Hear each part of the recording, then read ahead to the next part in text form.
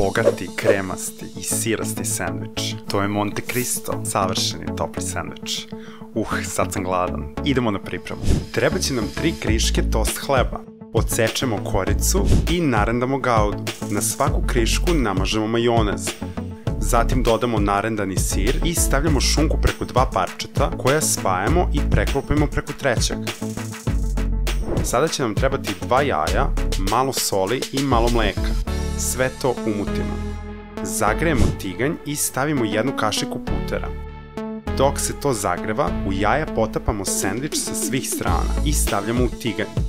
Posle 2 minuta ga okrenemo i ostavimo još 2 minuta. Sada finalni deo okrećemo na bočne strane i ovako zadržavamo sve sastojke u sendviču. Gotov je, serviramo ga i samo pogledajte koliko je sočan unutra. Uživajte! Još mnogo videa se krčka. Budite u toku i zapratite me. I kao i uvek možete odmah da pogledate još ukusnih recepata. Vidimo se!